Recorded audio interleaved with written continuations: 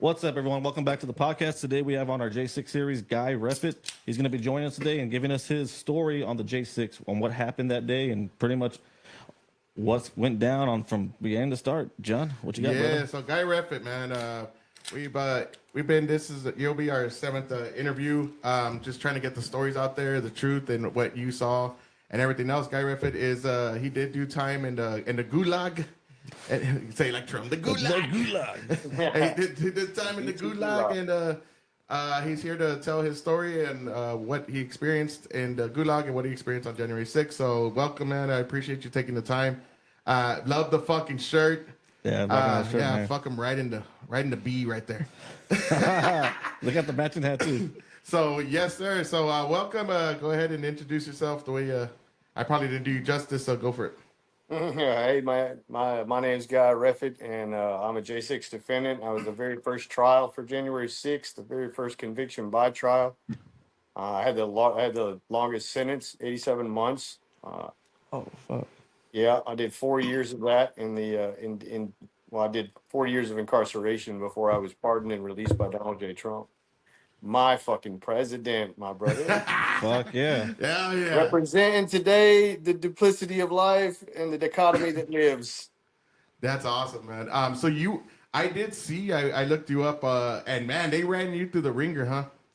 Oh yeah, they created a false narrative and decided to destroy me. They've definitely destroyed me. They've wrecked out my entire life, but they have not beaten my soul. That's amazing. So, you were. Can you start from where the rally? Were you at the rally and you went to the Capitol, or how did all that go down? I drove all the way from Texas. I drove up there to the rally. That was the full intention to go to a rally. We got there, talked mad shit on some video, and I had a camera on my hat, my helmet there. I talked some mad shit. They used that against me. Said that this was his stated goals is to take over the government. That was the prosecutor. That was a quote from the prosecutor that my stated goal was to take over the government.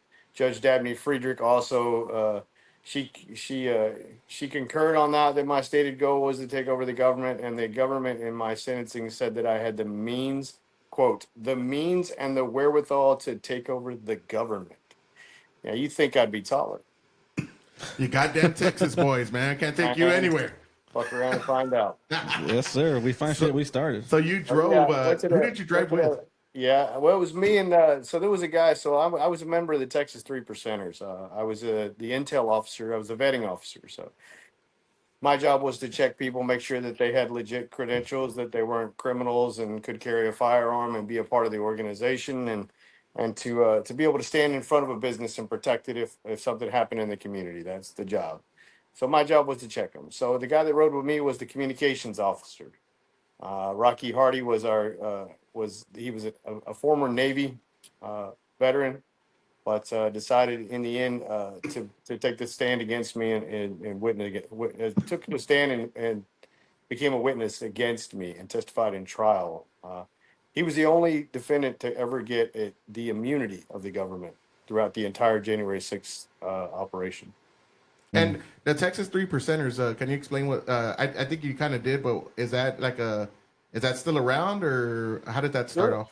Yeah, they're still a community group. They in the state of Texas, the Texas 3 Percenters are a large group of people that are, if need be, if there's a problem in the community anywhere in Texas, whether it be 1 through 6 zone, if there's any need for their help, they'll be happy to stand there and stand with the community to protect the community against things like BLM rioters or Antifa or any uprisings that are not something that the community is accepting.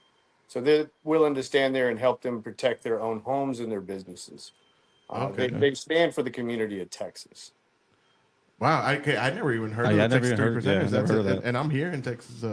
Represent. But that's interesting. Okay, so it spawned up because of the riots going on, the Summer of Loves and all that crap, right? Texas 3 Percenters, they're their own organization within Texas. There's a national group called the 3 Percenters. They also do the same thing across the nation. Gotcha. Okay, so you drove out there. What was the attitude when you were driving out there? What were you thinking? We were just, again, talking mad shit in the car, just you're in a state of excitement. You're headed to a rally. You're excited about going to a rally in DC. I've only been to DC once on a visa run to go to work for a company in Oman to drill oil wells in North Africa in the Sahara Desert. So that was the only Holy time I've ever shame. been there before that in 2009. So it was like, okay, we're just gonna go up here and see this Donald Trump rally. Didn't even know it was called the Stop the Steal rally at the time. Found out later. But went there and talked mad shit in the crowd, what everybody was. And then when it was over with, we walked down to the Capitol building because I'm 52 years old, and my whole life I've always been told if you got a bitch or complaint, you take it to the steps of the Capitol. Well, my brothers, that's exactly where I fucking went. Yes, sir. So you were in the when we're in the actual rally, the Stop the Steal rally. What was the sentiments there? Like, what was the attitudes that were going on? Was it more joyous or was it more like fucking anger? Well, I didn't feel any anger out of the crowd. Yeah, people were talking trash for sure. But it was just everybody was just feeling good and happy and excited to be around and stand there for our president, be present in that moment for that rally. It was supposed to be I mean, it was the last rally before he was going to be, before he was going to have to leave office if Joe Biden was elected and certified on that day. Yeah. So we were there to represent America, standing up for the rights of America and the protection of America. So when you got to the Capitol, was the chaos already happening, or did you witness the Yeah, beginning of it? yeah. I actually didn't arrive until about 40 something minutes after the initial breach, which was at 12:53 p.m. I got there. My GPS location showed me actually on the grounds at 1:39 p.m. I'm not seen in the video where I stand up and apparently attempt to take over the government, according to the government, at till 1:47 p.m. In the video. And so I stand up 6 seconds later. This officer, 15, 20 feet away from me, starts firing upon me with pepper balls and just starts unloading on me like a maniac. I did see because you were like in the famous photos of people going up the stairs. That was you were involved in that, right? I see you kind of like messing with your eyes and stuff like that. Is that what you're explaining when you got pepper sprayed and Well, all? after they started pepper balling me, she shot, I don't know how many rounds. I counted 22 rounds in my direction. Whether they all hit me or not, I couldn't tell you. I couldn't feel a damn thing. Mm. The adrenaline was too exciting. Everybody was in one mind and one accord and excited. Everybody was chanting, and the energy was so high. So then there was an officer that walked down the stairs. He had to walk down the stairs because I wasn't going up there after them, although they said I was. He walked down the stairs and sprayed me in the face with pepper spray. I mean, directly in the face, like right in the eyes, and that's why I wear glasses now. But yeah, you wrecked me out pretty good. And after that, I was pretty messed up. So when you got there, there was I saw a little bit of the videos that what they show with you. There was still kind of chaos going on, right? There was chaos going on the whole time. It was going on until late that evening. Okay, because everybody like a lot of people we've talked to said that they didn't really like it was kind of just a walkthrough. And what part of the Capitol were you on? Well, so to go back to the part where there was a walkthrough, so I never saw any violence. I never saw anything other than just hanging out, chanting, yelling, protesting, talking trash. That's all I Gotcha. ever saw, other than what they did to me. Now, everything that I say chaos buys, videos I saw later. I didn't see those for Uh, months. I found those in the DC jail when they handed us our discovery. So chaos, yes, apparently there was some chaos going on around in certain areas. I wasn't fully versed on any of that for months. mm. And yes, there Okay, were so tons of that people yeah. just walking through. Let's just say, to be fair, there was about, and I estimate to be about 250,000 human beings on the property of the Capitol grounds on that day. And so there were a few in 200 and something, 250,000 people. There are gonna be some people that are acting a fool. I mean, Yeah. that's not uncommon. That's just how it works in large crowds. You go to a rock concert, and I've been to quite a few of them. You get down in the mosh pit, it gets crazy. Yeah, I'm a big metalhead, man. I fucking grew I'm a up in a pit. metalhead, bro. I I'm grew a up in a Slipknot pit. fan, bro.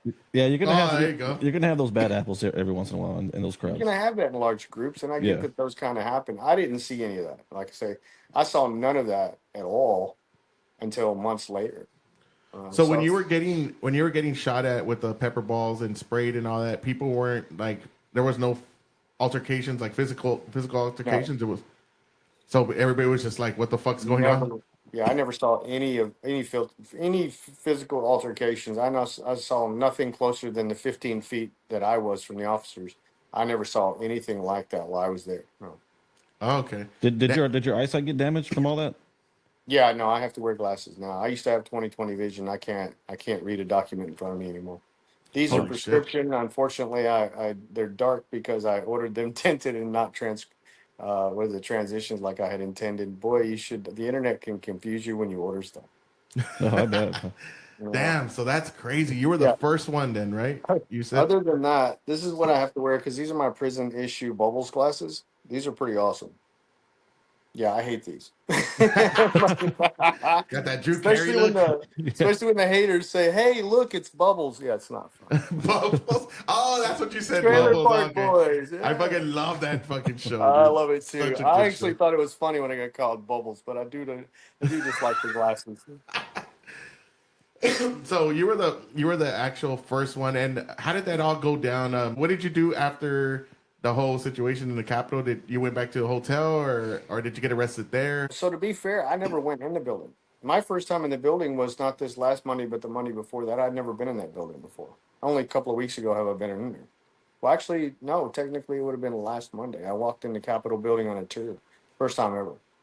Oh, so you went Wow. back recently? Yeah, we went for a visit. Oh yeah, you got to go back to the scene of the crime because that shit's funny. I love that. That's like a slap in the face to everyone over there. Like, I know. I Just go just think it's teabag just. the stairs. I think it's Yeah, called. go I take don't that know. shit. I don't think it's called. A slap in the face. I think it's called representing. That's fucking man. So what happened? You just went home after that, or y'all were in a hotel, Yeah, I or mean, what?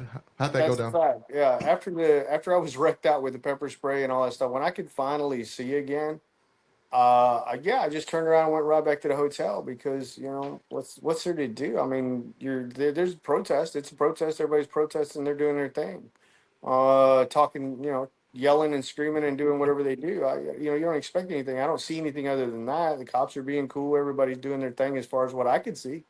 I found out later the cops were not cool, but that's just found out later. The cops are assholes in lots of aspects. I Yeah. mean, they come in and acted like a freaking street gang and just started annihilating people, and that was insane. I watched those videos. That's some bullshit. So how did you sleep? Because I wouldn't be able to sleep, right? Imagine just like that whole shit. I'd be like, oh fuck, where's the fucking yeah, there had to beer be and like cocaine? No, I'm just- a massive, I would just be fucking Well, those are raging, my bro. younger days, my brother. massive I know. adrenaline rush, man. I'm not that young. I'm No, 42. I would have had to drink myself to sleep. I grew up, I grew up in a world where I was doing a lot of traveling and things like that. My oil field career would put me in positions in places outside the country. I've been to 23 countries in my career, and I've lived in more than this country. We lived in Malaysia for some years. So you get comfortable. You start to understand that whenever it's time to go to sleep, man, your body just does it. So I slept in prison. People slamming dominoes and yelling, playing spades, and only a few feet from you, I'd sleep all night. I ain't be there. That's awesome. Yeah, I've been to about probably 18, 19 countries. Lived in about 3. But I love to travel too, so I was out there traveling quite a bit. I lived in Cambodia a little bit, but not too much. But Japan, Thailand, and stuff like that. Okay, we lived in Malaysia, and so Thailand was one of our favorite destinations. We love to go to Koh Samui and Koh Phangan, the islands on the Yeah. East Coast. Love those places. Chris here, he loves to just get balls deep in ladyboy, so he loves that place. You got to get that Mel B's every I'm once in not a while. judging. I'm not judging. Not just fucking around. But He's No, like, but Thailand was a crazy place. I went for 2 weeks ago to visit was. John when he was over there. but that's awesome. So can you, before we get into more of the deep, the J6, can you give us a little more insight about yourself? Because other than how the media portrayed you, for people that want to know who you are. well, and that's the thing is they want to portray me to be this, like I said, the government, and they build the talking points of the government, talking about the means and the wherewithal to take over the government, and that that I had that intent. That's insane. My career is I've been, like I say, I've been to 23 countries and I've traveled around the world. Worked for the largest oil companies in the world. So every time I had to go and work for a new company in a different country, you have to go through an FBI background. You have to do Morphotrust and Identigo. You have to do your fingerprints. You have to check your background. All that stuff has to be done. The government knows who the fuck I am. They've always known who the fuck I am. And so they knew who I was before that day. So were they watching me before that? Probably. I'd been in Middle Eastern countries that are considered terrorist countries. I mean, high profile countries. So they just built their little narrative off of things like that. And knowing that I'm an easygoing person, that I don't trip. I'm pretty chill about a lot of things. And you could bring the house down around me. I'm gonna wait for everything to stop falling before I decide what I'm gonna do next, and I'm gonna do it. But Gotcha. that's just how I roll. And so they used a lot of the things they just already knew about me personally, to persecute me through the trial and through the conviction and through the media. And the media has me portrayed as some kind of a lunatic, and that I was somehow going to be able to do that kind of shit they talk about. And it's just like, man, I'm one dude. I'm one dude. Like, oh, Yeah. you had all those people following you. I said, fuck, I didn't even know who the fuck they were, bro. I don't even know. And I didn't know any of these people till now. don't Now I forget know a you're lot white of as people. well. So now I know a lot of people. So please don't push me again, you guys. Don't push me again. I know a lot of these people now. It's like you empowered me now, Damn. Well, we're motherfuckers. gonna talk mad shit. Let's talk mad shit because that's the way it is now. Not only do I have a following with the J6 community and the supporters, but I also have the convicts in prison that'll stand up with me every day. Yeah, especially if you're white, man, they're gonna fucking really go after the Nazi. Even Tim Hale, he's not even white. They portrayed him as a fucking Nazi. It's I like said Nazi. he's a Tim's Puerto the greatest. Rican Nazi. The He's first the of his greatest kind. guy too. Tim's easygoing. He's a chill dude. I love Tim, bro. He's a He's good my guy. brother. I love that dude. He's a good dude. He's Yeah, a yeah. good dude. These fucking Puerto Rican Nazis, man, it's the new epidemic. Well, They're just all look over at the They're place. everywhere now. These Enrique goddamn curly Tarrio. haired Nazis. Yeah. They talk about Enrique Tarrio being a white supremacist. I'm like, Dude, bruh, he's got some dark skin for a white I supremacist. know that dude is the darkest white supremacist I've ever seen. Horrible. He's just Horrible really thing. he's evenly Legolas. tanned. He has a nice glow. But He's got a year-round tan. He got that Cuban glow. I think he's Cuban. man, they fucked him too, man. Did you see he got rearrested in DC? Yeah, it was crazy. I was at that right before he got arrested. We had just left, and Oh, you in went to the, CPAC too? yeah, I was there. I was at that conference, that the press conference.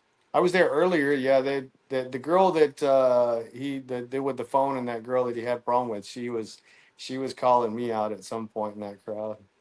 Yeah, I heard. That's the thing. They only show the end of it, and they were saying they didn't show like all the shit that went down, where he kind of smacked her camera out the way. Right? Was that the case, or I got it wrong? Well, yeah. I mean, her phone went flying.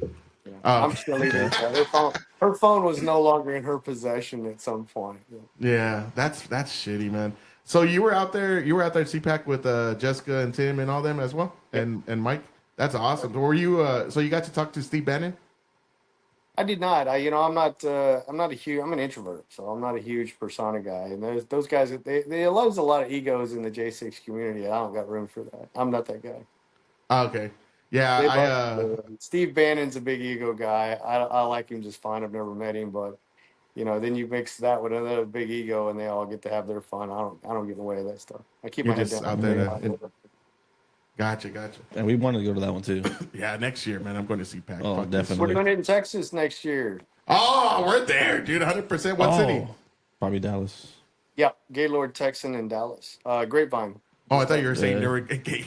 No, it's a Grapevine, yeah. Okay, Gaylord. Yeah, the Gaylord. Oh, yeah, we can take the 103 tow, man. We'll The be Gaylord there in 3.5 hours. Yeah, they put it on. The Gaylord in DC did it, and this next year the Gaylord in Texas is going to do it. So. Well, then bro. we will definitely be there. Yeah, we'll see Hell you yeah. there for sure. So can you, I know your story is very unique because of family that turned you in and all that kind of stuff. Can you tell us like how did you get raided or did you turn yourself in? I mean, can you tell the story on that and how it all went down to where you ended up getting arrested? Yeah, no, it was definitely a raid.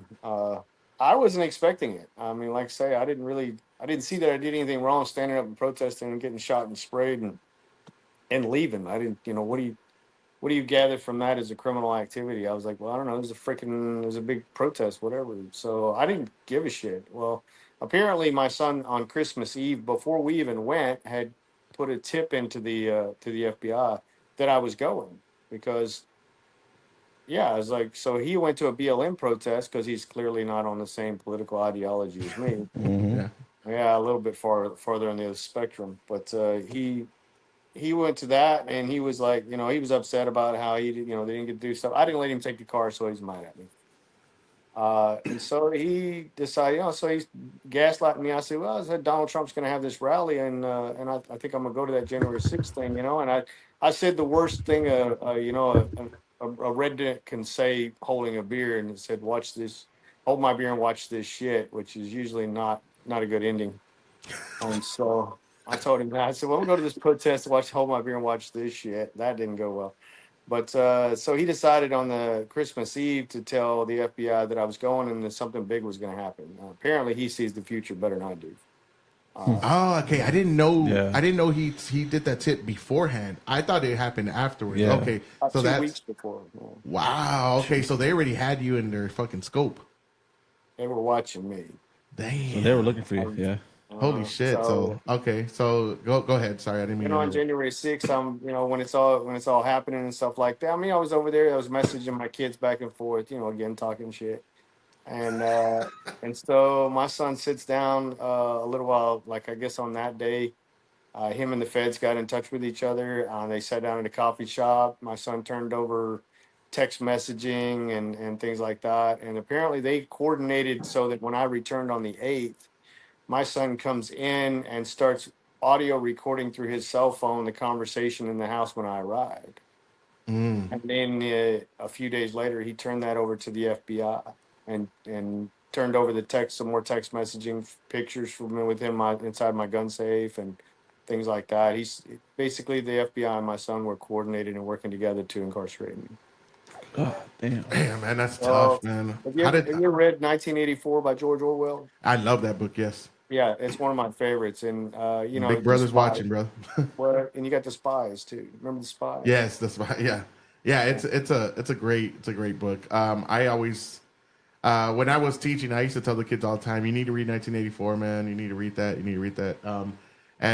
Yeah, we went into an Orwellian fucking government, with Joe Biden. Yes. I mean, it was definitely. I mean, they even took it. What they try to call it? The Department of what? What was it again? It was the Oh my Ministry God. of the Ministry of Truth. There you go.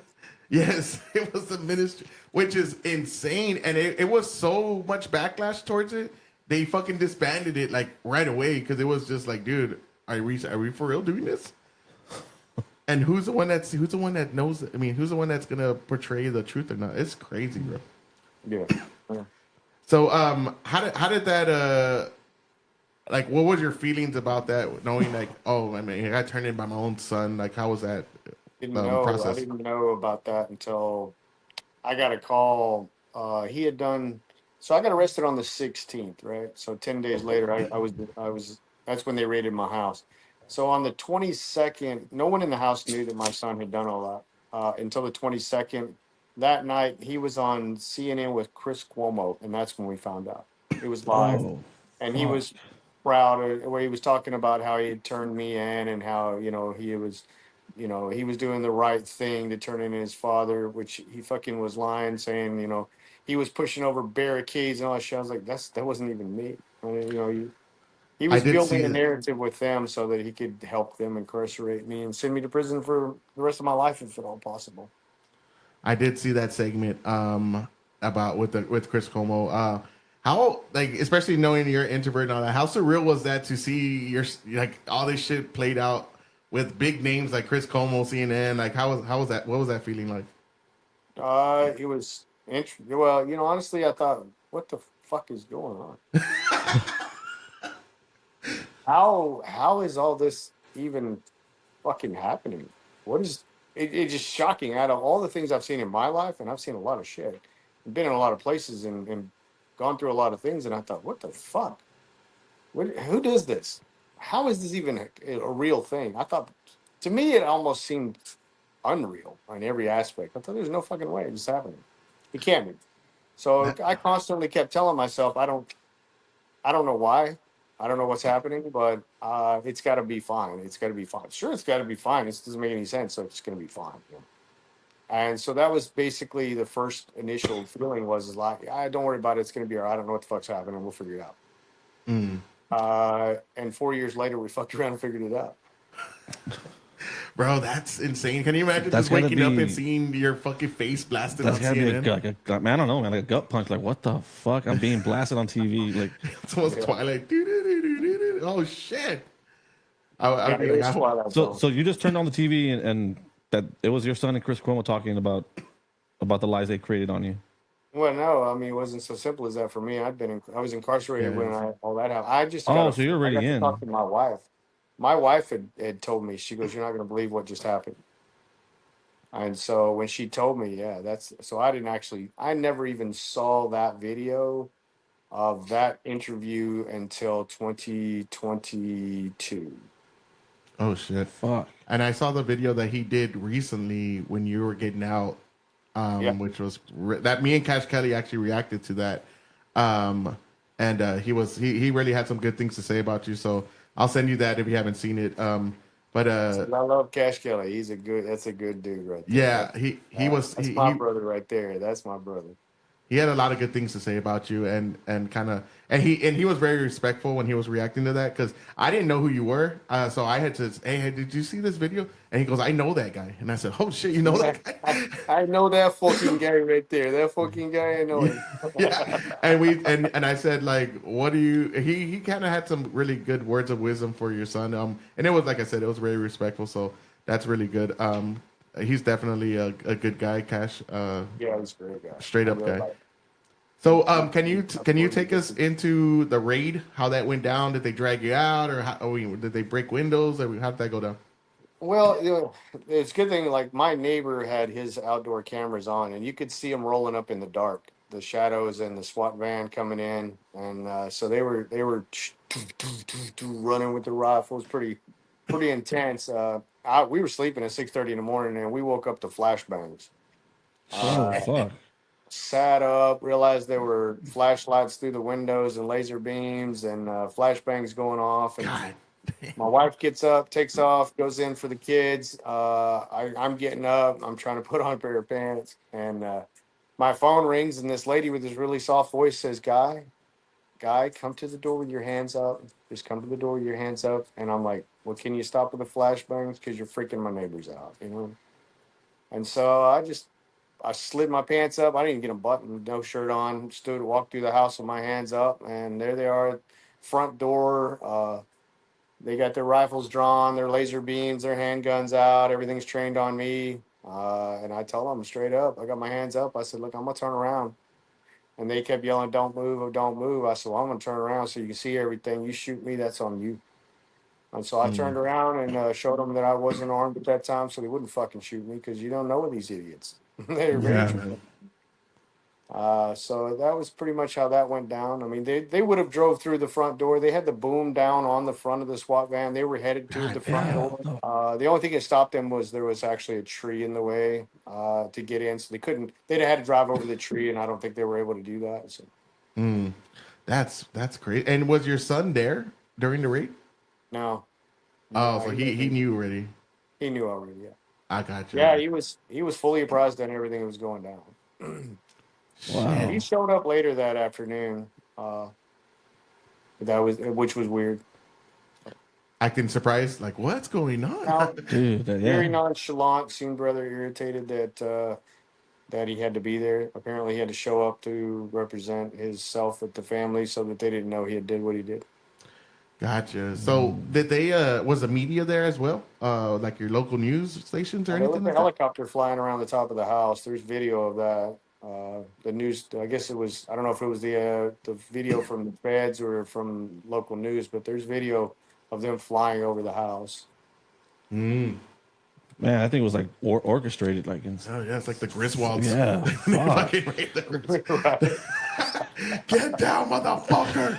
It was Yeah, pretty Mike was crazy. telling us about his raid. I mean, when they got him at gunpoint too, and he was like, "Are you fucking kidding Oh me?" yeah, man, that was Tim crazy. too. Like, God damn, they gave you all the terrorist treatment for sure. Yeah, Mike, they blocked his truck in, dragged him out of that truck, and dude, like, Yeah, that's wild. So did they?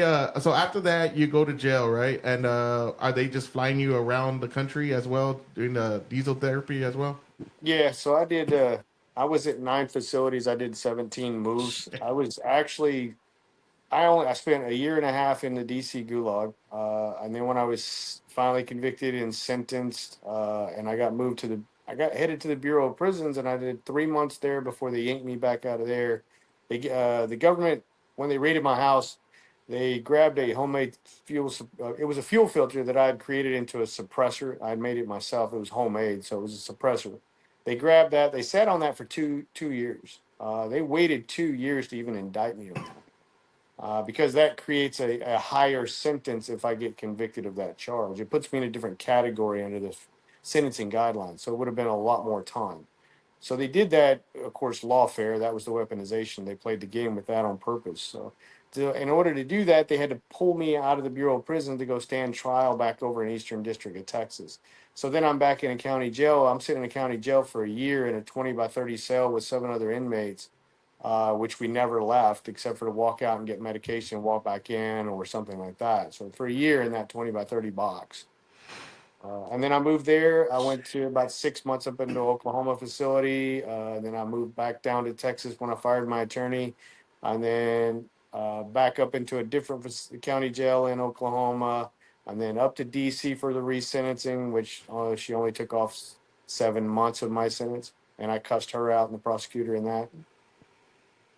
And then moving back around, went from there to Springfield, Missouri, 2 or 3 different facilities in Oklahoma. So basically, facility to facility. So can you Damn. can you give us what is the mindset of being in a little box like that for a year? Did it play on your Yeah, like mind, like or mentally, like wow. how did you get through that? Did you kind of lose it at some times? Because I feel like I'd fucking lose it. I would have lost, man. Yeah, Like, I'd have been fucking. my mind would have drifted real far. Yeah, I would have been fucked up, bro. And not trying to laugh at your pain or anything, but just thinking about it. The way I look at it, this is 4 years in the past. They can't fuck me. They can't hurt me now. They can't fuck with me now. And even then, I don't think I let them fuck with me too much. I didn't let them beat me up. I didn't let them have me. They didn't let them have my mind. The good thing about my situation was that for nearly 2 decades, I was in the oil and gas industry. So just being in that work environment, you're sometimes in boxes like that. So you might, like I was in the Sahara Desert working for 2 years over there, and you're in a remote location in the middle of the desert. You might as well be in Alcatraz. You can't really leave it. You sleep in boxes, containers that are retrofitted to rooms. So it's not that different for me. It wasn't, they couldn't break my mind because that was my career. Gotcha. So you were able to adjust to it quick. Yeah, you're Yeah, I acclimate quick anywhere I go. 23 countries, you learn to acclimate in every environment you walk into. That's Damn, so that's it worked in your awesome. favor, that you had, yeah. yeah, that's awesome that you had that experience so you can get through it. Now, one of the things a lot of people ask me to ask y'all about is, do you have reading materials in that place, or is it just you and the walls? How does that go? Well, initially we didn't have anything. In the DC Gulag, we struggled to get everything we had. Everything that we got, we fought for. Whether it was, and I say fought for by kicking doors, protesting. We banged on doors for 2 to 3 hours solid until we got what we needed. But we did that in solidarity. That's not something you get in the facilities normally. Inmates almost never work in solidarity, but the J6 guys, we all worked. The J6 guys and girls, I'll say guys and girls. Jessica is one of us. So, but definitely we worked in solidarity. We worked hard for everything we got. We needed religious services. We needed tablets. We needed what we got. We had to fight for that. We did a hunger strike at some point, and right after that, we got 7 of the demands we requested. But we did what we had to do. We fought like hell to get what we needed. How long did y'all go in that hunger strike, by the way? I lasted 40 something hours. The rest of them lasted a little over that. I think there was a maximum of 52, but they gave us what we Shit. wanted before the 40 something hours. Before I got back over where I was supposed to be from the hunger strike, but they ended up conceding to all of our requests. Whether that was meant to and it was already in the works or not, I don't know. We definitely pushed them in that direction because we had the media on them too. We made sure everybody in the world knew we were doing it, so that they could step up and put the entire facility on blast. But a lot of right there at the end, every facility that I went to, no reading materials at all. Like right now, since our incarceration in the systems, there's no reading materials allowed in many of these facilities to this day. They stopped. They just shut that down, and that is antithetical to rehabilitation. And that's Yes. very Yes. disconcerting in many variables to that aspect. That you can't help somebody if you can't allow them to free their mind. And now you can't. They can't even order books to be just delivered to them. And I'm not just talking J6. I'm talking America. We have Americans inside those boxes that we're not protecting, and that is something that this J6 community better be fucking on. Is I want reform in the prison systems, and I want to help these. I want to help our Americans inside. We have Americans in there, and they shouldn't be treated the way they're being treated. Oh yeah, absolutely not. Yeah. I'm very Yeah. passionate about that. It pisses me off so bad.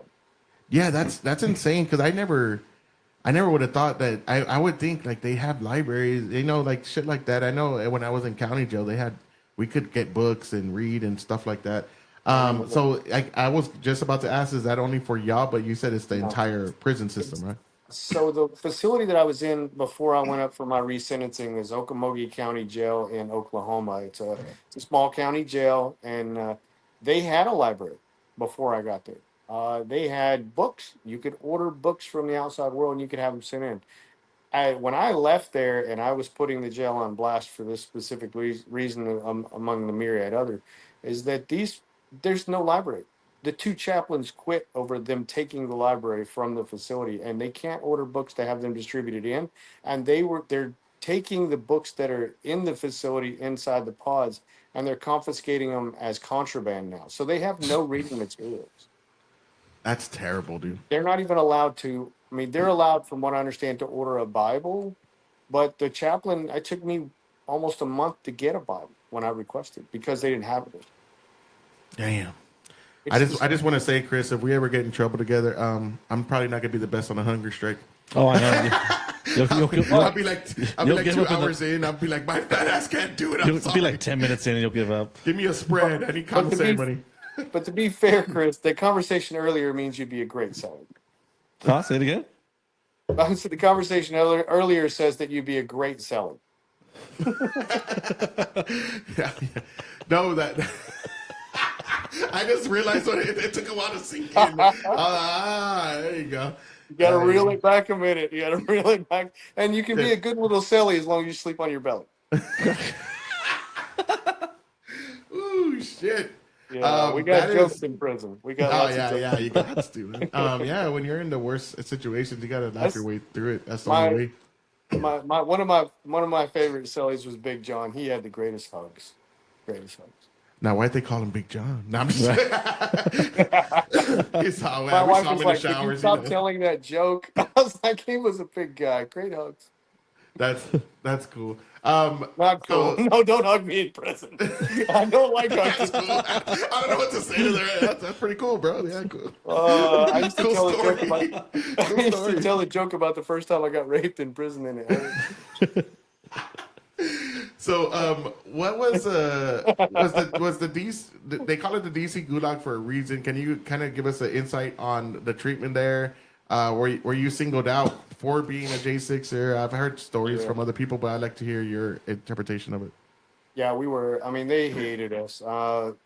Just a visual on what we were being treated like was that we had people walking around in BLM masks, and of course, we're not fans of the masks when we go in there. That's part of the reason we were upset about the whole situation in America for January 6th.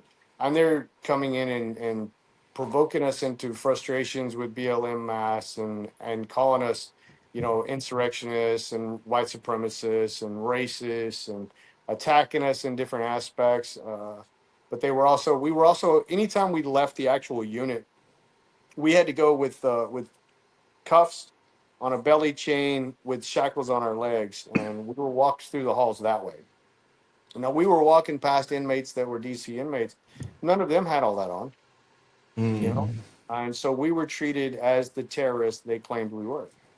And so we were being separately, treated differently. We were treated differently in lots of ways, and it was just they were constantly coming in and stirring up shit with us, just to see if they could provoke a reaction, and they got reaction. because we weren't going to tolerate the bullshit, and so we stood in solidarity against that. As much, and it took a lot. We took a lot of shit from them. They hated us. They hated us bad. Yeah, the warden, Kathleen Landerkin, she was complete garbage. She Yeah. was sending her minions in every so often. Whenever we would do or put something into the media, we knew we were about to get hit, and we were ready, and we prepared for such things. And Kathleen Landerkin and her minions and her lieutenants would come in and they'd come in and just attack, they'd tear our cells apart, throw our shit in the day room, just come through all the time. I'd just stand there and watch, and I'd always say the same thing. It's like, hey, grab you some of those M&Ms and get a pickle, and you guys are working hard. As soon as you're done, I'm gonna put up new curtains and put down a throw rug. We're gonna do it again, every time. You can't wear me down.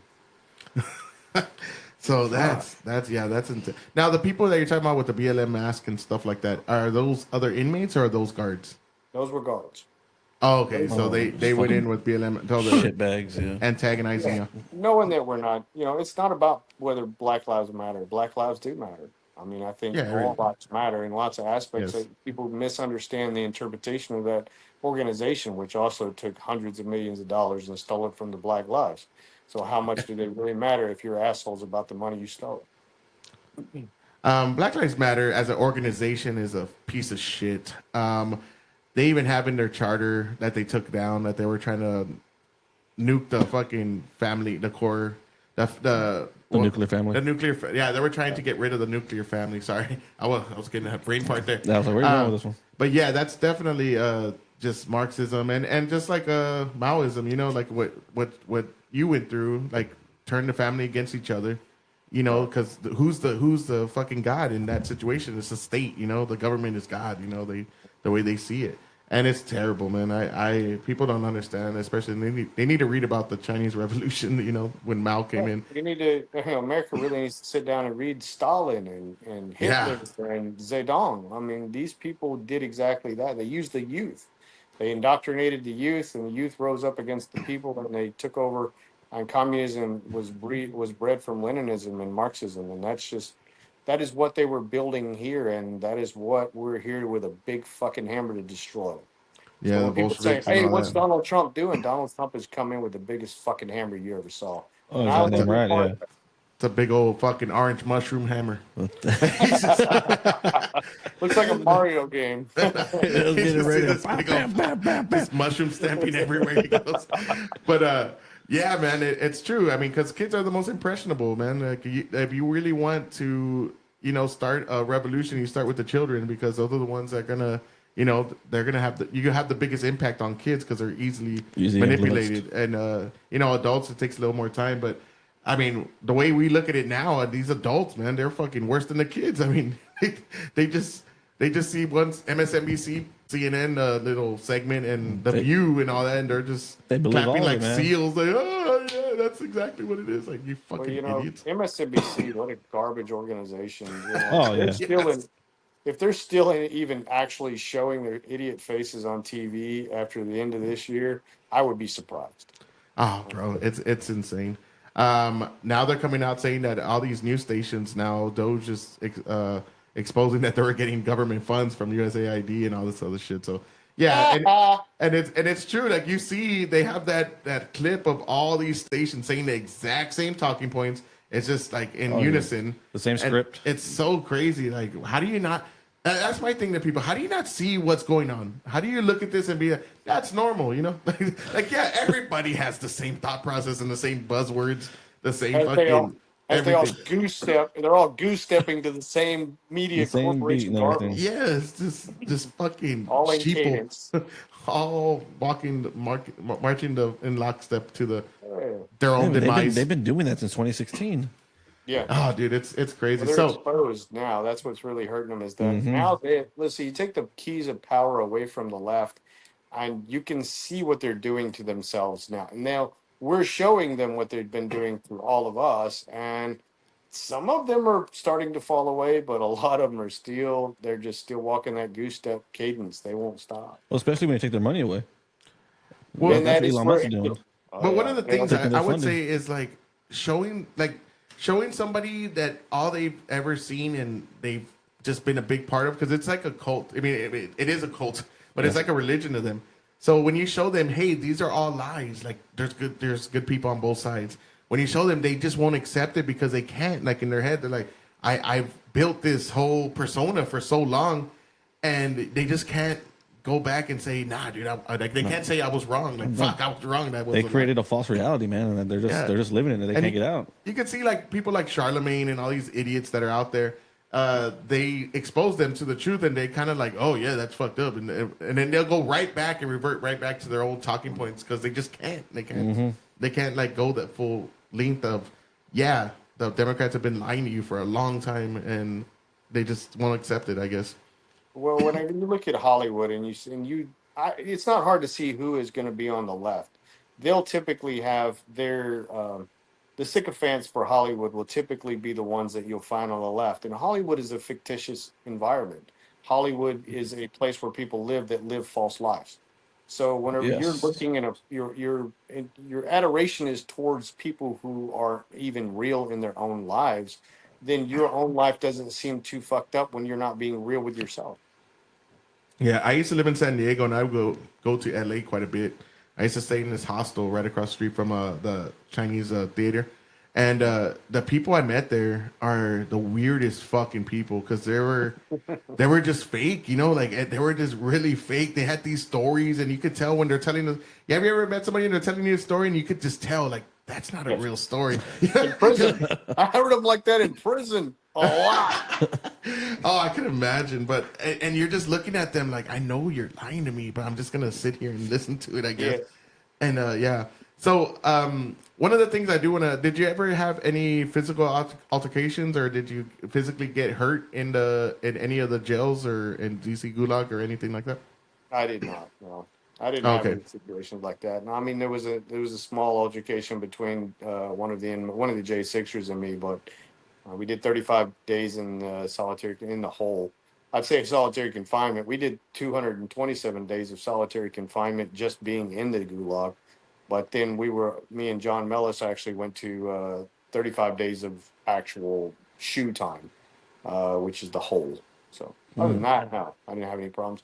Oddly enough, now there's people who may have had more difficulty than me. For sure, I know they do. I would say that I could probably not count too many times when I had any, even verbal altercations with people. Most everybody that I dealt with during my incarceration is they would stand up right now and they would go to the mat with me, and they would I had a guy tell me if anybody comes in this cell, I'll stab him the fuck down. And this was a DC guy. This is I can't wait to get to meet this guy in the world. He's a good dude. He's a real good dude. So. He's a DC guy. So in the shoe, you have absolutely nothing then, right? You're just in there. Yeah, you're in there. You have a place that you have a little mat. You have a little place to go to the bathroom. It's disgusting because no one ever goes in and cleans those places up. The toilet was coated with a whatever, and it was thick. I don't know what that was. If the water line in below was something, I guess they'd never scrubbed it with a scrub brush, and this is stainless steel. It stunk, and it was, and I asked for cleaning products, they wouldn't give them. So for that more than a month, I sat in there with all that filth and disgust. They never came in and swept and mopped the inside of that place, so it was disgusting. It was about as inhumane as you could possibly find. That's crazy. So what did you do that whole month? What were you doing? Sitting real still, not to touch the nastiness. You're like sitting like Forrest Gump in the fucking bench, just like I'm not gonna move. Ultimately, it was similar to that. Yeah, you Unfortunately, entertain yourself listening to all the craziness that goes outside the door, the guards, and all the stuff that goes on with the other inmates in there. Some of them would sing. You would hear morning prayer. The Muslims would do their morning prayer and their evening prayers. Other than that, there really wasn't much to do. So you just hear whatever's going on outside. That's it, right? Can you talk? Can you communicate? You could communicate with other people in the shoe. Yeah, that you could communicate between the walls, through the walls with each other. I had Mike to the right of me, and I had Charlie to the right and Mike to the left, and Mike was trying to give me Suboxone and sell me Deuce, K2, and things like that. And Charlie was too. So basically, there was a lot of drugs down there. So in the shoe down in DC jail under the CTF side is where you would go and you would, what I consider to be where you'd go and re-up your drug distribution inside the jail. What the fuck? Because you can't leave the unit. So if you're on a specific unit, you don't leave that unit. That unit runs out of drugs. Somebody on that unit figures out how to go to the shoe. And in the shoe, drugs were moved around quite ubiquitously. Fuck. Yeah, I think it was Jessica that told me the whole DC jail smells like weed, and I was like, what? Yeah. Oh, yeah. No, I'm not going to. I was sitting in the TV room when I was over in the CDF side, and I just it was during a quarantine session because I'd gone to see my attorney. And I was supposed to be in the quarantine. But they stuck me in the wrong cell because these guys are fucking idiots. And they put me in the wrong cell. So when it came time to get out for rec time, they let me out. And so, like, I'm supposed to be in quarantine for COVID, but I'm out there hanging out with everybody else in DC jail. So I'm the only white guy sitting in the TV room, and I got my do rag on, bro. I'm representing. Damn, 50 Cent, y'all 50 Cent. Well, they called me B-Rad, so that was That'll be- I was B-Rad, and I was sitting there, and there's a joint passed by, and I was like, that smells just like weed. So I hit it, and it was, and I was like, traffic. man, that's not bad. I ain't mad at that. And I passed that. There's a dude over here smoking deuce on a wire, and another guy on a cell phone. I was like, man, this gangster is fucking here. So, what was the main drug in the DC jail that you would say? Was it just weed? It's everywhere. It's ubiquitous within the institutions. Is K2, which is that Yes, okay, that's what I heard. stuff they put on the paper and spray and they smoke it. That stuff, it's sad. It's a sad situation with that. Apparently, some of them lace it with PCP or fentanyl, shit. and yeah, it's pretty bad. They get stuck.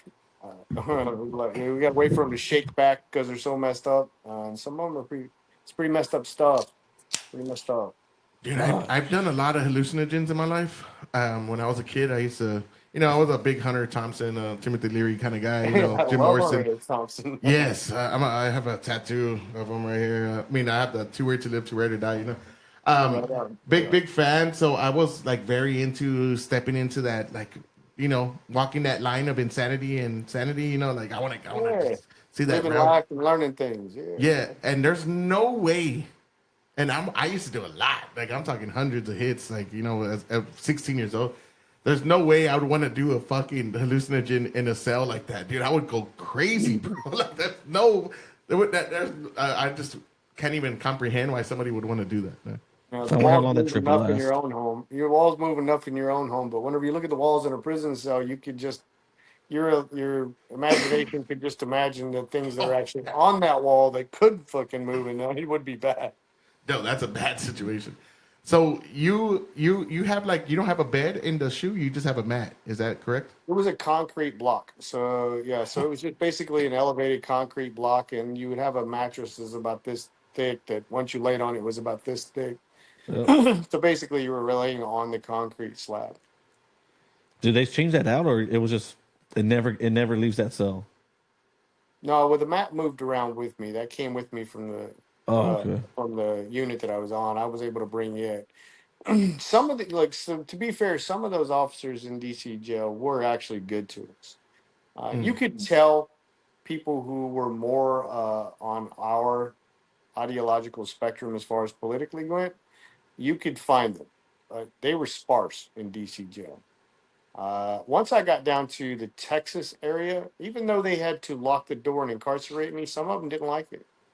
A lot of people, a lot of the medical staff, I guarantee you right now, there's a chance and I will eventually do it. I'd love to get them on a podcast and let them tell their side of how they had to deal with the fact that they had to incarcerate us and they fucking hated it. But some of them loved having us behind those bars. A lot of people really hated it that they had to lock the door on us, but they did what they had to do because it was their job, and I respect that. Yeah. But at some point, I would like to talk to some of those people. So I really want to talk about. I know when we talked on the phone yesterday, you were explaining how one of the big things that got you through was your wife, and I would love for you to kind of tell us about all the things your wife did. Also, you did say she was a big advocate with Ashley Babbitt's mother. And hey, it was National Women's Day yesterday, right? Wasn't it? Yes, it was. Yes. Yeah. There you go. There you go. I cooked her breakfast Perfect this time to morning, though. tell. I'm a little late. It's like, God damn it. Yeah, I don't even know what I'm talking about. No, because I saw a little post on the KSAT because we're early here in San Antonio, right? And it was like a National Women's Day march, and then somebody put, "God damn, not a sandwich in sight." All the sandwich makers on the day off. Not a not a sandwich day. But anyways, I know your wife is a big advocate. Really nice woman. I did like with the messaging and all that. She was replying right away and kind of giving me heads up. So I just want to say hi and thank you for that to your wife. Can you explain some of the stuff your wife did for you while you were incarcerated? My wife is my biggest hero. She's been the biggest advocate for me out here. When I was inside, she stood out there on a street corner next to the jail, Freedom Corner, and she and Mickey and that entire situation live streamed, and she stood out there every night for 906 days. And Fuck. they during the heat and the cold, and she stood out there. She went to court every chance she could for J6 defendants.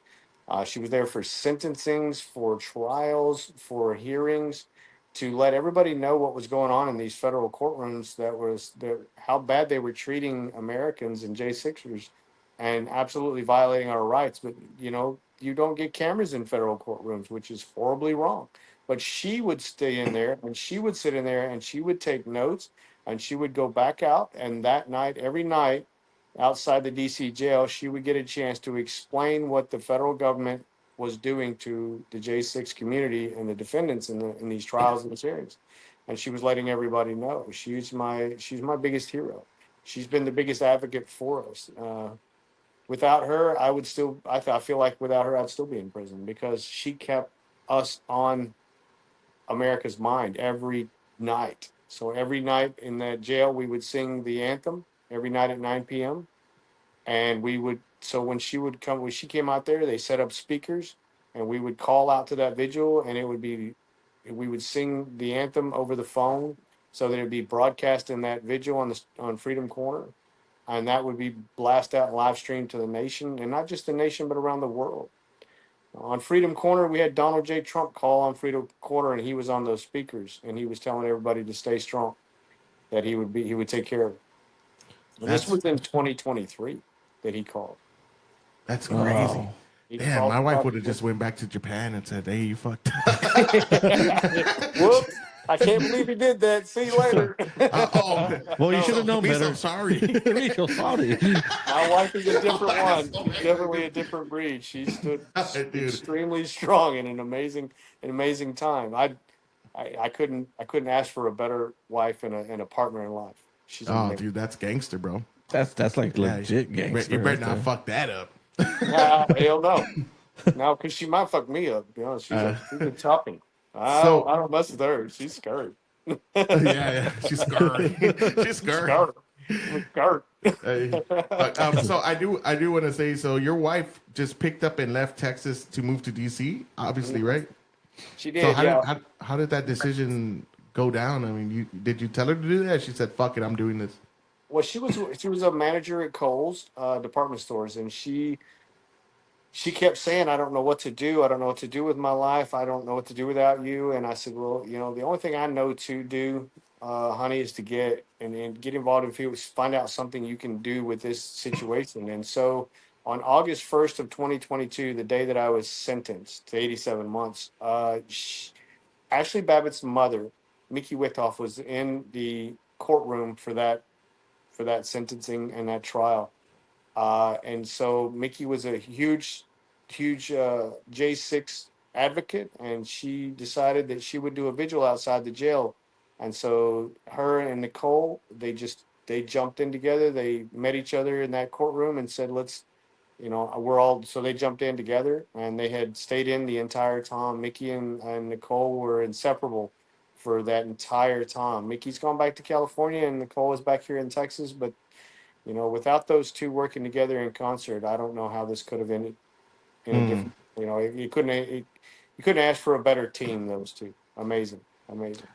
So just And so people, in case people yeah, don't know, Ashley Babbitt is the one person that was shot and killed during the January 6th. murdered. Hmm. She was Uh, murdered by Michael yes, Byrd, U.S. Capitol Police officer, and and they paraded him around. Yeah. Yeah, I remember that. Mickey Whithoff is her mother.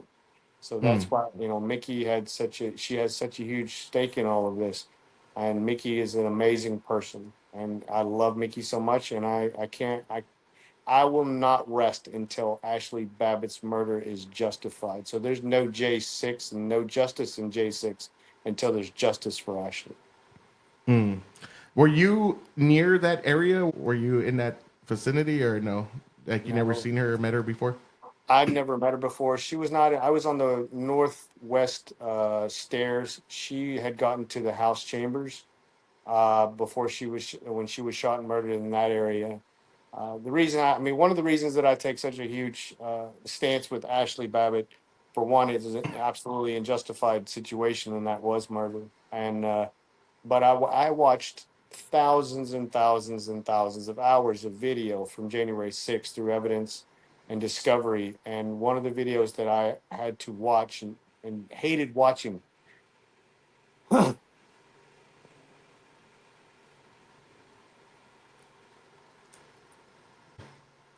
I hated watching that video, but I watched it, and I watched her die, and I hated to see that, and I Mm. hated to watch that murder. Yeah, that's That tough. video hurts. It's a horrible thing to watch somebody be shot like that and murdered, and know that that's somebody's daughter, that she should have never died for that day. Is there any insight you could give us? Like, what was the situation? Because I've seen just little. I haven't seen like the actual videos and all that. Like, is there anything that you can tell us? Like, Mhm. what led to it? What? Well, as far as so, okay, so to the video itself, when I watched it, uh, there were a lot of people in the area. There was a guy there named Zachary Along, and he had taken a ballistic helmet and smashed the window that was next to the officers, and he had violently started assaulting the windows with and breaking the windows. And when he broke one of the windows, Ashley was pretty up. She was pissed about that, and she slapped shit out of him, knocked his glasses off of him. Mm-hmm. And then she said, "Well, we're gonna go." She climbed up in that window, and whenever she had her hands at the window and she crested just through the window frame, Michael Bird just shot her right there and killed her. Mm. I mean, Was she's that the one clearly on by the unarmed. staircase? Can you tell us where it was in the Capitol? So that was inside by the House chambers, around the Yeah. Speaker of the House chambers. Yeah, Where she's the she one that was. got. She's the one Yes, that got that shot. was on that J6 documentary, I think. Yeah, Yeah. she And were Zachary they. Alarm. Zachary Go ahead. Alarm is he's a DCI, and he's also Antifa, and he admitted that to me. He was in the shoe at some point with me, and so when you have Antifa in there acting like that, causing those kind of problems, and somebody gets murdered, that's a problem. But they don't Yeah. like to talk about stuff like that. They say, "Oh, Antifa wasn't there." It's like bullshit. Antifa was there. So the Antifa guy, just so everybody's clear, the Antifa guy's the one that was breaking the window, yes, Yeah, he broke the window. and she was trying to stop it and got shot. Right. Damn. Generally, yeah. And is that out for the public, or did you just get to see that because of your case? My understanding, there are people that have been able to get that out. I have that video. I have the entire video that he shot. That was by John Sullivan, Jaden X, also a member or an advocate or somehow associated with Antifa, and he was in there videoing. He's the one that got the actual video of the shooting.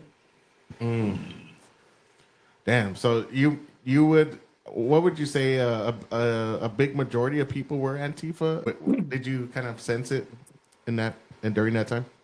I wasn't even paying attention on January 6th to any of that stuff. I had a Oh, lot of okay. things were going on, but now looking back and seeing everything I've seen, and I've seen a lot. Antifa was definitely there. The officers were out of control, uh, and it was a bad situation in certain aspects. But it was just a regular protest excuse me, and just a bunch of people, voicing their opinions on that day. People walking around the Capitol, cheering the Capitol, officers letting people in. All of those things are true. Yeah. Every one of those things are true. That's shitty, man, because it's just, false flags everywhere. At that time, I was teaching, and we literally had a fucking meeting, a Zoom meeting, because it was during COVID time. And they were like, how are we going to address this to the kids? I'm like, the kids don't give a fuck, they don't care. And we're telling them, like, hey, did you see what happened? And like, did you see what happened at the Capitol? They're like, I don't know what happened. And then, Exactly. that was like the fucking... If you can't add a Japanese character, what is it, anime or whatever, you can't put anime next to the character in the situation at January 6th. They don't give a shit. They're all high. But it was very, it was like they were talking about this, and I got in trouble because I'm gonna talk shit. I'm like you. And they were like talking about this, and they're like, "Where are the fucking Trumpers now? And where are the Trumpers?" And I said, I would like raise my hand, and I fucking like you could like request because we were at school, but it was Zoom shit, and I was all, "Are we just forgetting the months and billions of dollars and fucking dozens of deaths during the summer of love that y'all called it and all those BLM riots?" And they're like, "Well, we're gonna go ahead and end this meeting." And I was like, "Yeah, you probably should." You probably should end that meeting because y'all are trying to act like you're on your high horse. They come with no talking points, most of them. You did months of fucking destroying cities, and not only that, minority-owned businesses. You killed a black officer. I forgot where that. I think that was in Detroit or what was that? I know that I forgot what city it was in. But you were hurting the people you were talking about representing, and yeah, they were sabotaging their own community. Yeah, and it was like all for what? Because Jordan's for justice, brother. Jordan's for justice. It's like really. I watched a video of a young black man walk up to a police car and just open fire on the officers inside, and the officers did nothing to him. But during that 2020 situation, it was insane, and yet we're the assholes. Yeah, and they tried to do that in San Antonio. It didn't work out that well. But they were doing that in Austin like crazy. And a guy died because he went up with a fucking AR-15, he got shot. And then they tried to lock up the guy for protecting himself. Just like Kyle Rittenhouse. Kyle Rittenhouse, yeah. Stupid, brother. Yeah, they tried doing the riots here in San Antonio. That didn't go too well. Yeah, they stopped that shit quick. Yeah, in minutes. It was stupid. It was a bunch of fucking young little beaners with a fucking stupid... The gotcha haircut. Oh, I could say that. I'm sorry. I'm one of them. I was going to say. I'm a frijole myself. No, that's not okay. Stop that. It was a bunch of young little, that haircut they love. The Edgar. The Edgar. Yeah. Such a stupid haircut. Nah, good. Sorry, I don't want. I'll edit that out. You don't want to be associated with that. Good. But I say that all the fucking time. Goddamn Marbach, bro. I swear to God, that went downhill. You can. I don't. It's not me. Yeah. Yeah. That's what we call each other. Well, that's so funny you say that, and I bring this up. I laugh about that moment too, because when I was incarcerated, I heard the N-word so many times. And it was always by the black folks. And I would say, can you just not? I'm just, are you talking A or a hard ER? No, with an A. Sometimes I heard an R. I heard him talk with an R, sometimes within each other. They get mad at each other. It was the R then. That's when they get the flare ups. Every word. Yeah, it was the A every time. There was one guy, he was telling me a story. And he said, yeah, I met this one guy. He said, I've never heard it so strong in my life till this guy. He says everything in exclamation points. And I said, what do you mean? He said, well, when he come up and introduced himself, he said, well, my name's Lil Come On Man. And I was like, what the? He said everything with an exclamation. He said, well, everything was Lil Come On Man. Every time he spoke. Damn. That's just how you talk to me that way. I will lose my mind. Yeah, the A, I understand. It's just slang, so I understand that. But when they throw the ER, yeah. Well, the thing is nowadays, because when I grew up in the, I was born in '83, so I grew up in the '90s, the early '90s, the late '90s, and the Mexicans didn't say the N-word like that with the A. I'm talking, the slang version. Right. And nowadays, I used to work at an all Hispanic school because we're here. It's a lot lot of bean dips out here. Yeah, man. Sorry, I'm gonna keep running into it now that it makes you uncomfortable. You made me do it. I'm just fucking Blame it around. on You the white expose guy. yourself. Here we go. I know that. I just want to see the white guy get red. You know. I thought we were gonna talk shit, brother. Anyways, We doing it. yeah, and I would hear them like two Mexicans, right? They'd be fighting, and you would hear nah N-word, like with the A though, and they're like going at it. And I'm like, there's not a black person in this whole I'm not situation. You're like looking around for him, like I'm like What walking the around hell's with going mirrors. Look at you. It's a brown face there. You don't get to say the N-word. So in today's world, the N-word is with the A, of course. It is fucking accepted. And except for white people, you can't say that. yeah. I can't say it. No, because I That's started. so I said it racist. one time. I said it one time among the brothers that I was with, and good friends of mine. But I said it one time, and they went. I said, "My bad." You just hear. Everything comes to a stop. What was that old joke? I said it's. I blamed it on them. I was like, "It's your fault." Just to be fair, you're making it very commonplace. It's like you I guys know, are yeah. I'm rubbing only in off a on 20 me, by man. 30 spot with you. I have much. It my ain't- limited it's not choice fair. here. This is on you. This is your fault. Yeah, I had to blame somebody because they want to blame me on that one. But yeah, no, I don't say the N word just because I grew up hearing it too because I used to play basketball a lot. So and back in the day in San Antonio, like the East Side was like that was a black community, and I heard it all the time. But back then, man, I probably could have said it. I would have been fine because I grew up with them. But a lot of Hispanics didn't say that word. No. Nowadays, oh my God, that's all you hear. It was not common. When I was incarcerated, it didn't matter your skin color at all. If you were from a certain area, colloquially you said it. You just did. Yeah. And I heard it from them, and I was like, but I'm not from that area and that nature. I mean, I'm an old man and a businessman and a community, and a father and stuff. I don't do it, but I would sit there and watch other, ethnicities of all races say it, and I was like, I guess it's a colloquial thing. It's not something- Nowadays, yeah. Nowadays, it's definitely. but it's not. It's still not acceptable to me. I still had a hard time with it because I grew up around some stuff that was not. You just didn't do that. And nowadays, it just, it's taboo in my world. But that's okay. Me That's as well. fine. Like I don't think Hispanics should be saying that word. It's not our word. Now I say the word that I said earlier because I'm Hispanic. Like that's our word, and Yeah, no, it's just no, funny I'm to me. It's just a funny thing. I don't know. We always call each Yeah, other. it's more humorous for us. We're Yeah. not trying to insult anyone. Right. Yeah, no facts. Yeah. especially Facts. I get being. it. And it's funny because to me, I'm having an issue with this world now with the labels anyway. It's just that's just where I live now in my own head. Is that labels are bothering me. I'm getting tired of everybody saying, "Oh, he's an insurrectionist, or he's a white supremacist, or he's a beaner, he's a whatever." And it's like, why can't why are we got to give these labels to whatever we say? Why can't we be a little bit more educated in our speaking? And that bothers me to some aspect. But people like to label people just to give them a stigma, like militia. The word militia is being a huge problem nowadays. It's like, you don't understand the word militia? It's like they're using it in the context of its original form, and then they're taking it into a narrative that's destroying, people's lives in lots of ways, and it's really tearing apart our communities and separating and dividing us. And that's also a problem. I mean, where the words are changing. I mean, now fascist means you want less government and more freedoms. It's like, What the you fuck want to happened? speak your Where's mind, you that? fascist Nazi. Yeah. What an asshole you've had Facts, become. It's like, I mean, it's a dictator now. Is somebody that wants fucking the people to be in charge. It's a smaller I government. know, it's like what? Yeah. What the fuck? And I've seen it. Like I just saw it yesterday for the Women's Day, right? And it's a bunch of chicks with their tits out in Germany, and it says saw that. and it says fascism with the American flag, and it has a Nazi The Nazi symbol. symbol. And it's like, please I don't hope pull out Donald your tits, Trump and ladies. Elon Musk. It's like, oh my god, yeah. And it's Everything- ridiculous.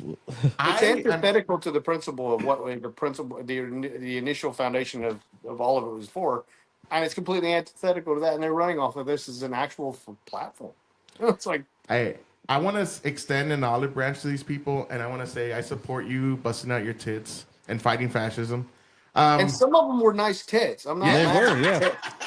I guarantee you, if there was a bar there was guys just drinking a beer, just like, I'd have been like, this is a good "Fuck day right yeah. here. This Fight is, fascism, I you don't even stupid have bitch. to Take off your-" tip these chicks $2. I've got this. You're like, I can't wait for the next women's parade, like Women's Day. I would have been fucking off, fucking seeping in. Hey, you know how you fucking fight fascism? Pull out those fucking jugs. Get the milks out there. Hey, we Milk need some bags for fucking you. jugs walking Big- around here.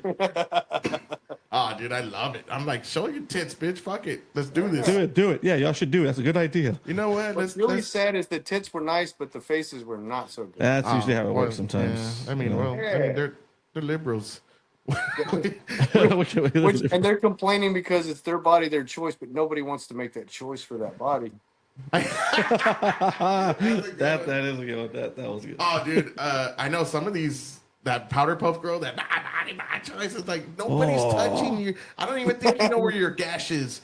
Your gash has not been touched in years. Nobody really wants Like, that. honey, I don't think it's your choice anymore at this I know. point. Your choice is our choices that we don't want to choose. You better hope those fucking Tesla robots come in so they can plow your fucking big ass. Oh, like, nobody's Lord touching have me. mercy. Hey, you gotta get that Big Jim, you know that, or Big John. In your case, Big John. Yeah, where's Big John? He's got greatest hugs. You'll love this guy. Greatest odds. I don't want to meet this guy. I'm not gonna like it. You have to go to those cuddle groups. I think I'm good. You know, it's those kind of groups. It's like, He should be the number one guy there. I know. Come out of prison and you got jokes. I have problems. I Hey, gotta bro, work these issues out. I need time. I've only been Hey. free for like 46 days, 47 days. Hey, we're speaking of that. How did that go down when you got released from prison? Yeah, so the good thing is like I was in a Oklahoma facility named, it's a Cimarron detention facility, and it was it was a lot of supporters that actually worked at that facility, and one of them was a counselor at the time, and I think he's a unit manager now. And Rodriguez he's a great guy, right? When I was doing time before all of this went down, he said that if he could walk me out of there, he would. And I said, well, maybe one day you can. So I just happened to be moving back from being resentenced back down to Texas to stand before the court down there. And in the process, I had stopped it back in Cimarron facility and ended back up on his unit. And he wasn't in that day. But when I got there, I think it was the next day after that, Donald Trump signed the pardon, and there was a whole big watch party in the day room for it. And I said, once he signed that pardon, I told the other officers, I said, find Rodriguez and tell him to get here because I'm fixing to leave and I want him to walk me out the door. And so he was actually the one who got to walk me out the door. And I don't think I could have seen a prouder corrections officer in my life to sit there. And he was so happy to walk me out of the facility and hand me over to one of our supporters. Maureen Bouchier was there, and she was there to pick me up from the facility on the 21st. She picked me up at 5 p.m. that day. And that was just walking out, knowing that I was going to walk out, and then actually walking out and not walking out in shackles and chains, where I could actually have a good long stride in my walk, was quite a proud moment in my life. And it was surreal because your freedom isn't as important until you're actually feeling it. Because you can feel it all you want inside, but you can't actually feel it until you can actually make that long stride outside of the fence. Nice, man. That's a good story. Up. If you do have that video of you leaving, I would love to put that at the end of the podcast. Okay. Oh, yeah. That'd be a good part So to do please on send me that. That is awesome. I would have. Yeah, that's cool. That'll be a badass fucking one, yeah. Rodriguez. Goddamn. Yeah. I'd have been like, get your white ass up. We're getting out of here, boy. I don't even know his first name, but Rodriguez is all I know him by. He's a really good dude. Corrections officer. We're getting out of here. That's how there's so many fucking Mexicans with that name, man. We're never gonna find it. Funny, Rodriguez doesn't speak Spanish well either. He's trying to learn though. Oh man. Every Rodriguez I've ever met was either like they were like South Beaner. Yeah. Like, I'm serious, bro. No, fucking, where Chris knows no Spanish. He's terrible. No, I know nothing. Yeah, he knows nothing. Oh, nothing. He don't know the goddamn thing. He just knows. I probably know a few words, but not enough to put a sentence together. He doesn't even know how to say the "let's fucking" Spanish. That's how bad he is. I don't. Well, that's not good. I know. At least know the essentials, Chris. I know Stop what I being a know, piece and of that's it, shit. brother. That's I it. speak more Arabic than I speak Spanish, but I do speak a little Spanish. I can get things done if I need to. I speak a little Arabic. I have this one saying, I make bomb, it go boom. I you what? I had to you very- set me up for that. that It's was your very- that fault. was very fluent of you. I blame you. I blame you. It's like Blame the white guy. it's this white devil, the Quinto Ocho here. Fuck me all up. Nah. Well, they say, instigator provocateur. Those are words. I'm just fucking around for the Arab brothers out there. I'm joking. Yeah, oh, yeah. It's a joke. Damn, we're gonna lose more subscribers All now. right, all right. Let's do it in More editing. let's do it in Spanish. It's a yoke. It's a joke. American Joku. American joke. Well, that's really cool, man. That's a good story. I'm glad you took time out of your day to tell us that. So I wanted to know. I know your son came out on. I don't know what channel it was. It was CNN or MSNBC, and they paraded him around and saying like, "Your dad's getting released," and then he came out and said, "I got a gun now because I fear for my life," and all this kind of stuff. How did you react to that video? Since it's really hits home, it's not even close to home. It hits home. And do you have any words for him? I don't know. Do you still keep in touch? And if you don't, do you have any words for your son in case this ever reaches him? Well, I mean, I say the same thing because it's true. It's everything that within my heart and my soul. He's my son. He's an amazing young man. I love him, and I'm gonna wait for him. We're gonna wait and see what he wants to do. I'm not gonna pursue him and say, hey, you're wrong in your ideology, but you're strong in your beliefs, and I love you for how you live in your convictions. Whether I think they're right or wrong is not something I get to decide for you, but it's something that I respect about him. I mean, he does have a strong belief in his convictions and what he thinks. I think he's wrong in it, and that's just the way I see it. But he clearly thinks I'm wrong in the way I think too. But we're both that strong-headed person, and I apparently raised him right in that aspect. That's And a good message. At some point, he's eventually gonna want to come home. I think that, and he knows that this door is open at all times for that young man to come home, because his mom and his sisters and his father would love to have more time with him. At any time he wants to reach out, we're here for him every day, all day, for the rest of our lives. Good. That's really strong of you, man. Yeah. I don't know how I would, and I would love people to comment. How would you deal with that? Like knowing your son turned you in and kind of took away your freedom.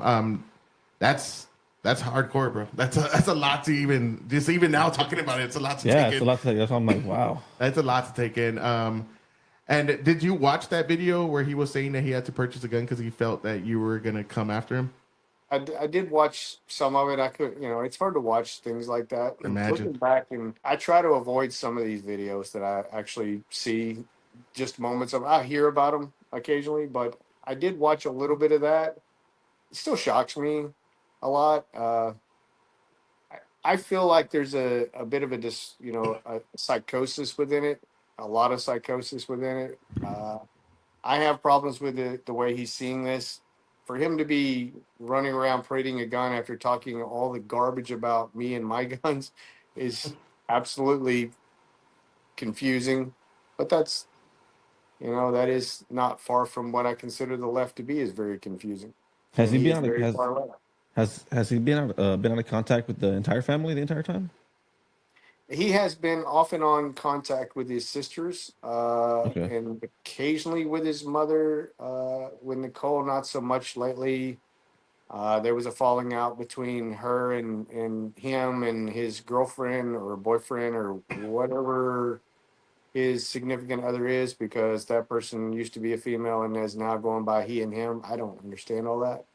And that could be contributing to the psychosis that the boy's under. I'm not going to get into that. But that is something I wish somebody would ask him at some point in time, is what the fuck is going on in your house, bro? But we'll get to that someday. Yeah, I hope you do reconnect.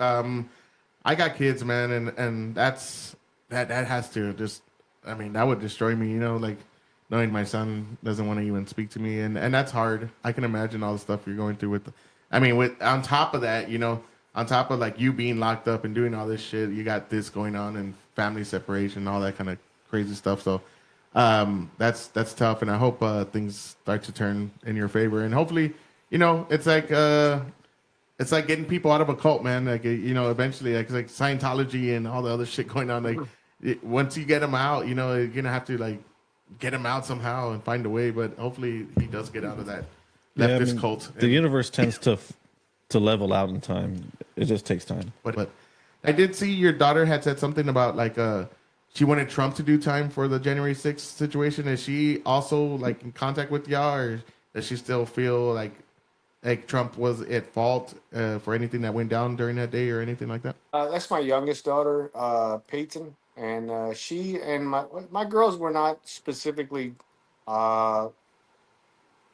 conservative. I wouldn't even say they are still to this day. I'd say they more lean towards the middle a lot. She was upset. My youngest daughter was mad. She said, that if my father is going to have to do this time, then Trump should do life in prison. That was the quote that she had made. She doesn't feel the same way now. She was 16 at the time. She was very young. It was very hurtful for her to have to go through everything that she's gone through in the last 4 years. And of course, she wanted to put the blame on somebody. And the fact that she was listening more to the left-leaning news media and social media aspects, the talking points were still there for her, just like they were for many people. It's clear that media and social media have huge ramifications for every individual's thought process. So there is an indoctrination within just your social media aspects. And that was affecting her, and she was following certain ways of that. Now that she's been able to get more of a full broadcast of the thought and the understanding and the truth of a lot of things, she sees everything on both sides now. Like I like to watch both. I like to see everything. I don't like to stay in one little echo chamber. And so now she's opened herself up. She sees more now than she did before. She's a lot smarter than she was before. She's learned a lot of things, and she's a very solid young lady now, and she's grown into a solid young woman.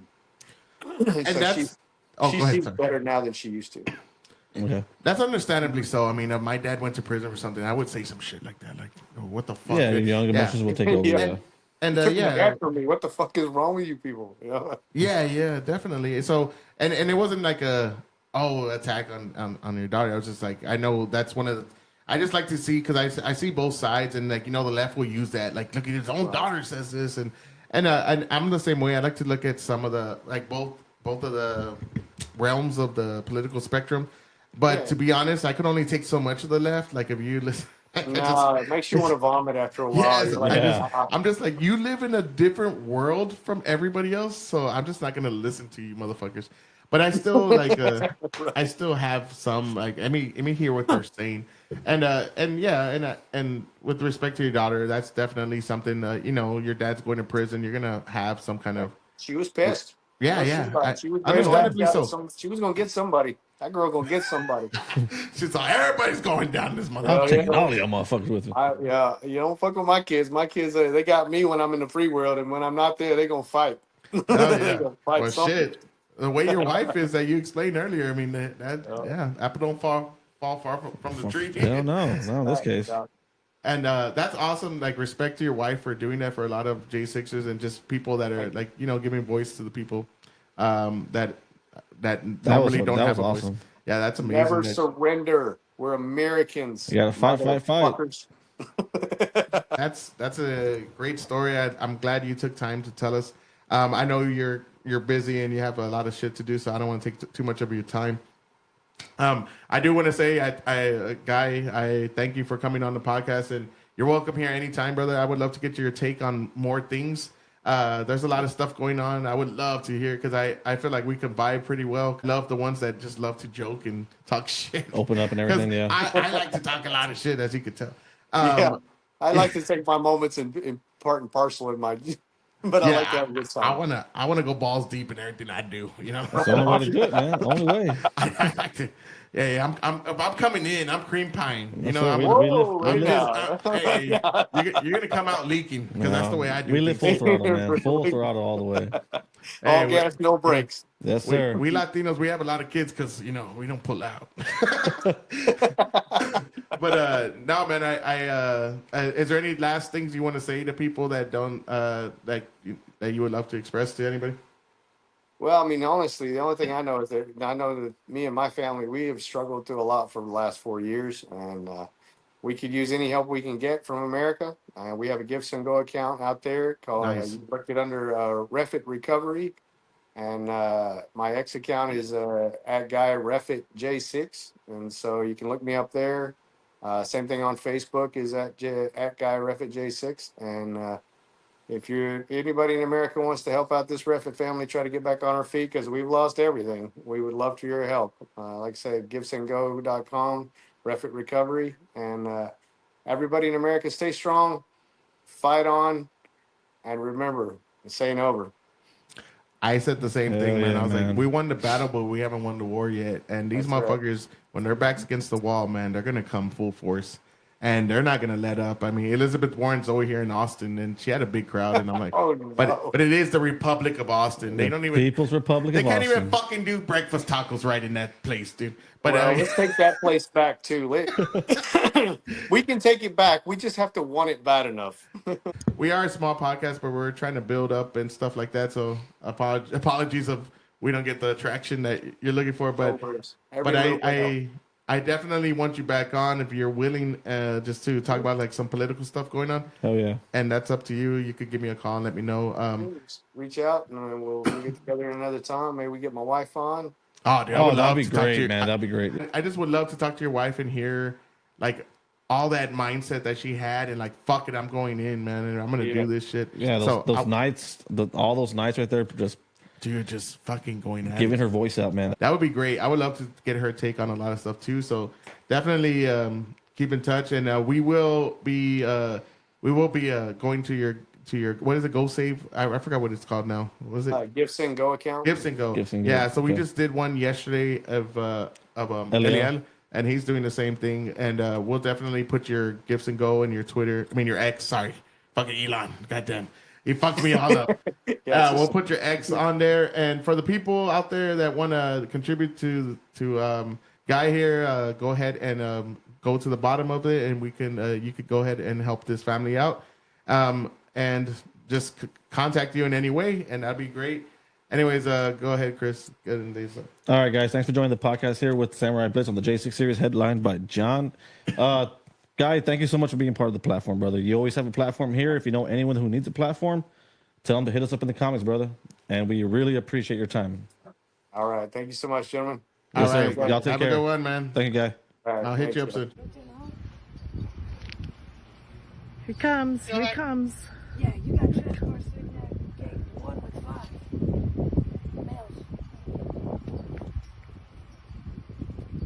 Copy. I'm the only one in here. I'll do what I can do to get somebody out there.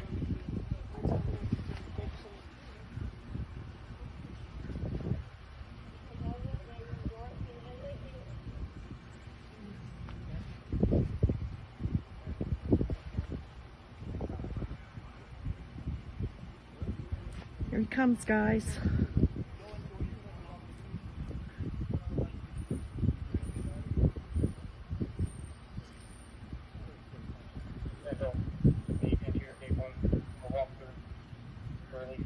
There's too many gates to go through here. I'll freeze before you get through them all.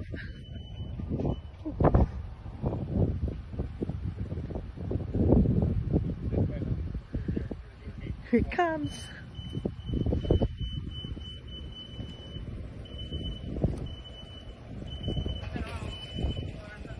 Woohoo! Yay! 4 years or we can do this all.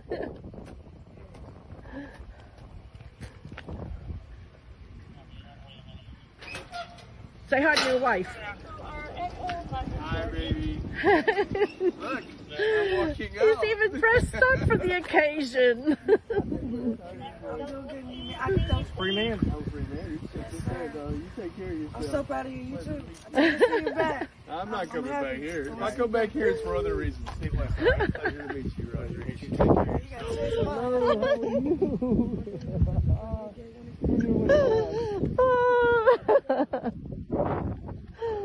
Oh, so good to see you. Oh. Oh. We did it. Thank you, ma'am. We did it. Yeah. Yeah, it's a little too cold for me. I'm a Texas boy. Well, I definitely know which one's yours. You know, yeah. Thank you.